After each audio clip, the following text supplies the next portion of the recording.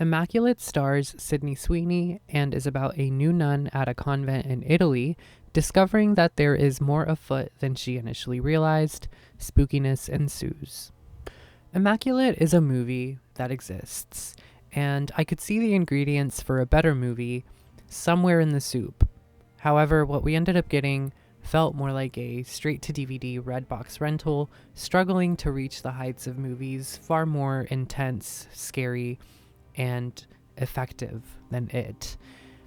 Some of the positives with this movie were that it did have decent enough visuals and certain moments of editing that provided visual interest, but for the most part, the movie lost my attention just via how straightforward, basic, and predictable it was coming off. Like most horror movies, it starts out by introducing us to a horrific event of a sort, and it shows you how this convent of nuns is not, your regular, degular convent of nuns, which, it happens, and it leads us into the rest of the movie with our main character traveling to that very convent. And while it could be interesting that we know that she's headed to a bad place and she doesn't, you're kind of left just sitting there waiting for the shoe to drop, and it's not really played with in a interesting way. I enjoyed that the movie does comment a bit on the way nuns, and especially young pretty nuns, are tools for the church and tools for the men of the church, who obviously are the ones who manage the day-to-day affairs and interpret the will of God and the Bible for everybody, and how this very power, if placed in the wrong hands, can not only lead followers astray, but also subject vulnerable people to dehumanizing and disempowering behavior and brainwashing. There's slight play with that message, but mostly the movie is focused on selling you the idea that this convent is not a good place, really dragging it out, making it unsubtle, immediately introducing us to a very cold, negative nun with a bone to pick with the sweet new girl, or showing us how the leaders of the church give each other suspicious side-eye looks and smoke cigars all the time. It's just very telegraphed and predictable, which is unfortunate because the sequences that are a little more nightmarish in the movie could have been used to way more effect. But instead, the scares and the setups just never really feel like they've been hit with a full send or with a little spark of originality. So it just never really hits the way that it should. And plus, there was a disappointing amount of jump scare moments. I don't remember how many exactly, but it was more than I wanted or expected from a movie like this one, at least the vibe that I was getting at first. So that was also something that took me out a bit. I will say, though, that the third act of this movie, when shit finally crescendos and climaxes, I did find myself having a very good time. I just can't tell if maybe it was because I was having such a not good time before that. Who knows?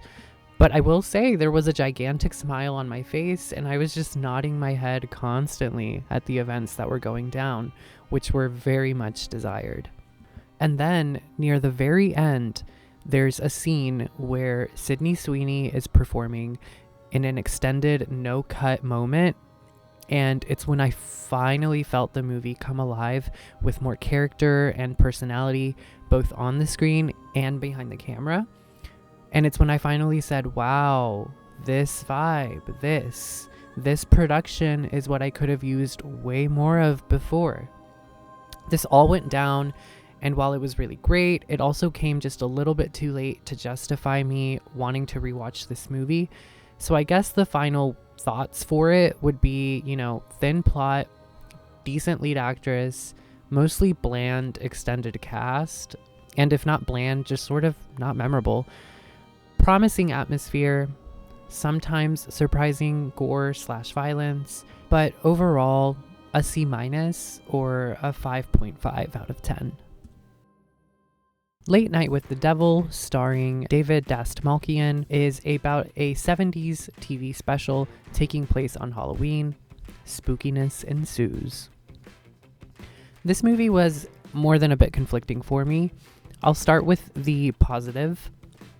I enjoyed the movie's commitment to feeling like it was ripped straight out of the 70s and feeling like a videotape that you happened to pop on, because it is technically a found footage horror, but the way they do it with the aspect of it being a TV show and being incorporated with additional documentary / news segments and bonus behind the scenes footage from the camera and crew on set really made for a more exciting holistic experience, complete with, commercial breaks, title screens, visual grain, glitches, and just overall creative editing that sold the vision of it even more and, gave it that little bit of like 70s cozy vibe that just kind of comes with that territory, kind of like the Holdovers.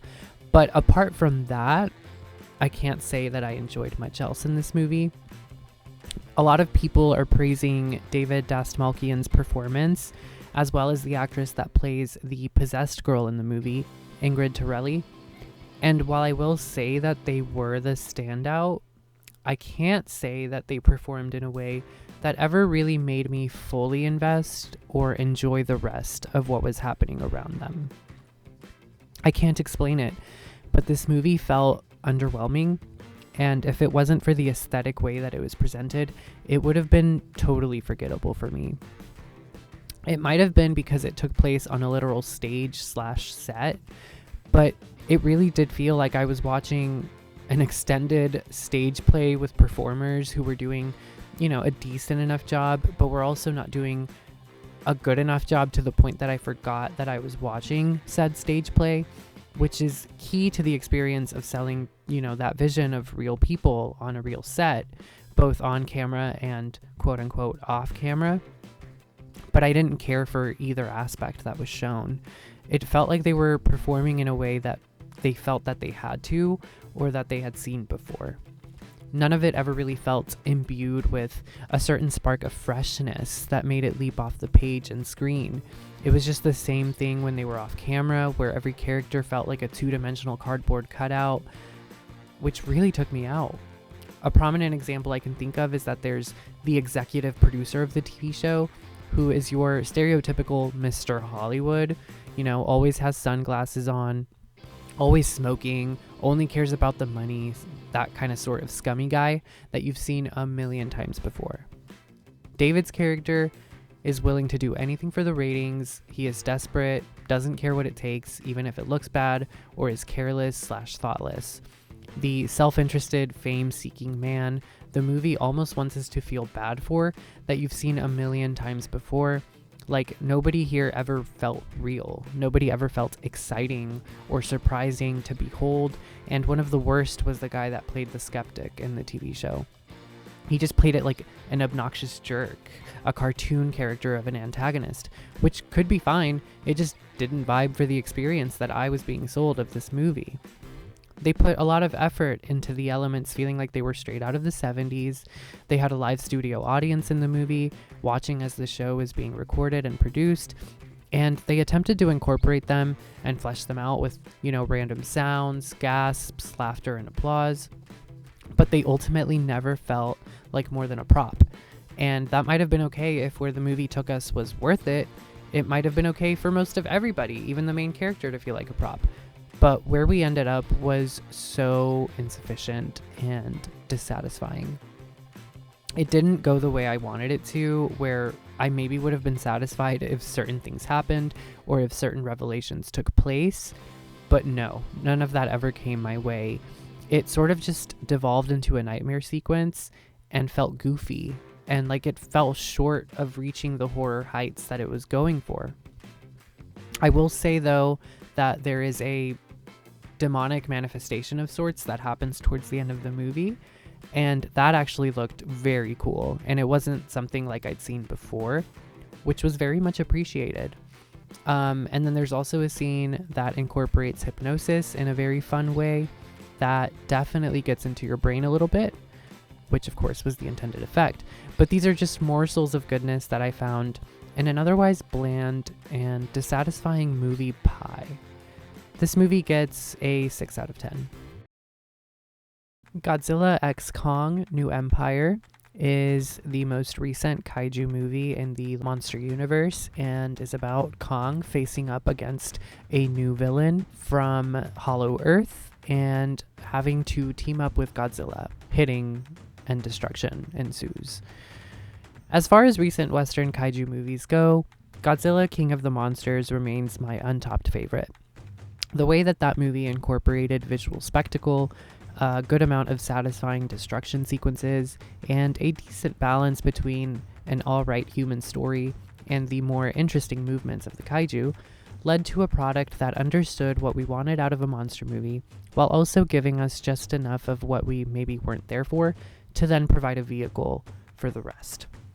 Godzilla vs. Kong in 2021 was a fun movie with fun moments, but it never really made a mark in my mind to where I've wanted to revisit it after I initially watched it. Very much unlike with Godzilla King of the Monsters, which I have revisited a couple times, maybe 3 times, just for funsies. These newest movies, Godzilla v. Kong and Godzilla x Kong: New Empire, are less focused on directorial seriousness and visually elegant spectacle, and more so focused on loud, vivid Saturday morning cartoon excess, which comes with basic plots, general quote-unquote witty humor, and outrageous action fun. Both are the definition of a popcorn flick, but I will say that New Empire does stand out more because it had a tone in the second half of it, in particular, that resembled a sort of Indiana Jones / Journey to the Center of the Earth type energy, which did a lot to carry the events of the movie with a more intriguing, entertaining, and exciting flow. The beginning of it was not the most interesting, and in fact, I was beginning to get a little worried and fidgety because I was shuffling, thinking it wasn't very entertaining.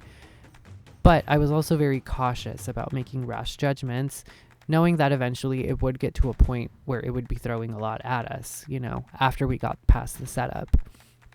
And boy, do they deliver. There's a point in this movie where once we pass it, it's just one nugget of surprise after another. And it made it so fun getting to discover all the new things us and our characters didn't know, piecing together what was going on and what was coming along with them. Kong himself in this movie is basically the star, and he does a very good job of being portrayed as not just an animal, but an animal with a soul and a brain.